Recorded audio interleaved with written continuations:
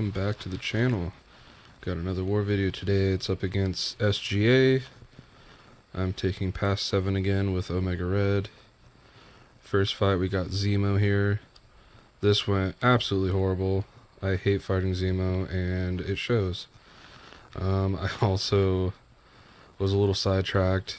I had a bunch of family in town for my sister's graduation and had to step away and get to a bathroom to take this fight real quick. So yeah, I was just trying to get in and out of this fight quickly, and I made a couple mistakes. I kept running into his heavy and doing some dumb stuff.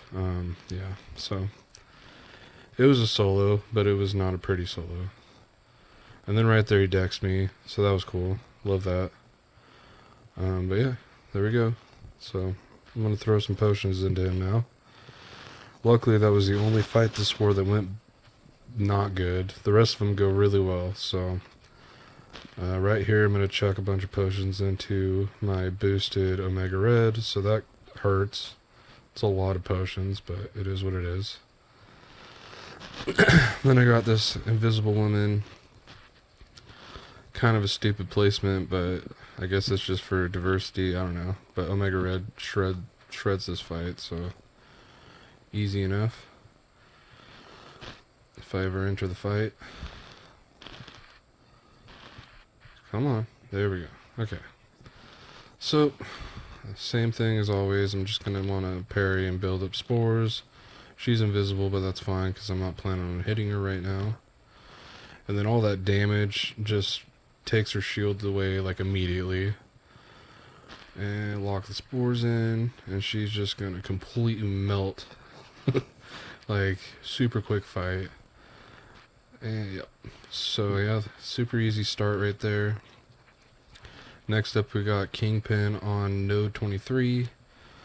I'm throwing an invul boost on because I have Ebony Maw on 26 after this, so I figured I might as well invul for this fight as well, even though I didn't see this one going bad. So I also put my own wags on this fight just to make it a little easier. That way I could just parry right out of the gate. I'm also gonna hit him here and there so I don't get rooted. Lock those in. Special one. Another special one. Punish with the heavy. Oh no, I didn't. Never mind. There we go. Now I lock him back in. Yep, his health's ticking down pretty good. One more special one, and fight's over. So super easy, super smooth. And then, like I said, up next we got Ebony Maw on 26. Luckily I had my own wags, so I could throw it on real quick. I didn't have to wait for anybody.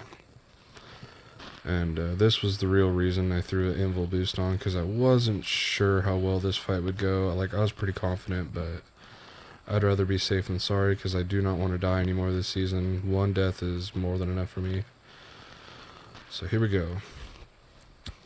I'm gonna knock him down when I need to start out. I'm just gonna build my spores up, obviously, but once his little timer, like right there, it goes green, so I'm like, alright, I'm gonna go ahead and knock him down. Luckily Ebony Maw's health pool isn't like massive or anything, so he dies super quick. Lock him in again, and then he didn't even throw a special. So super easy. And then we're gonna continue on past 7 here. I got crossbones. I still have my wags, so I threw a wags on this fight also. This is another super easy fight. I don't even need a wags for this fight, but since I had an extra one, I figured, hey, why not? Just make it a little bit easier so I don't have to worry about him shrugging his stun off.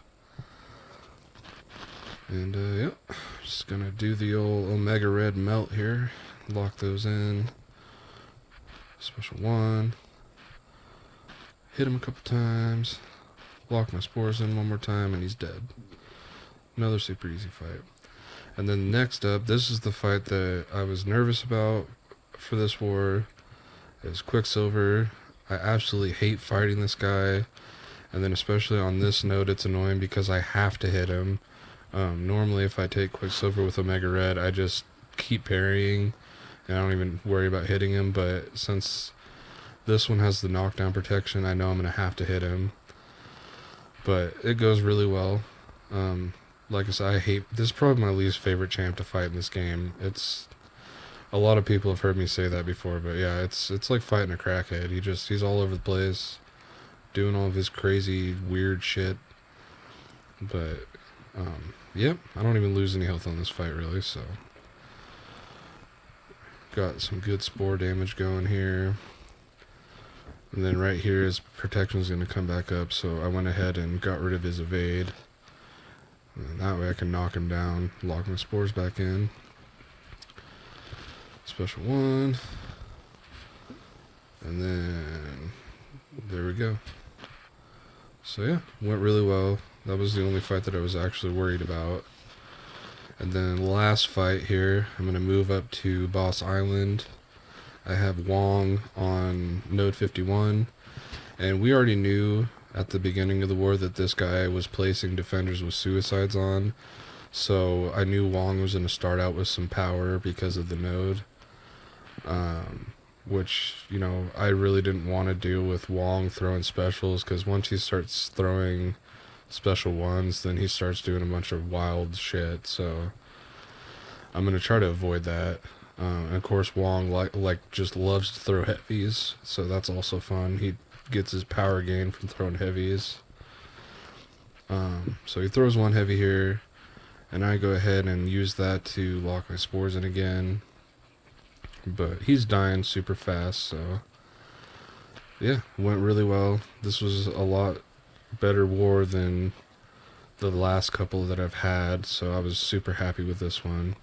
And we ended up beating them, so yeah, good war. We're gonna continue to keep winning, hopefully, and try to finish up in the top of Masters. So thank you guys for coming back, watching the video. Hope to see you guys next time. Until then, bye.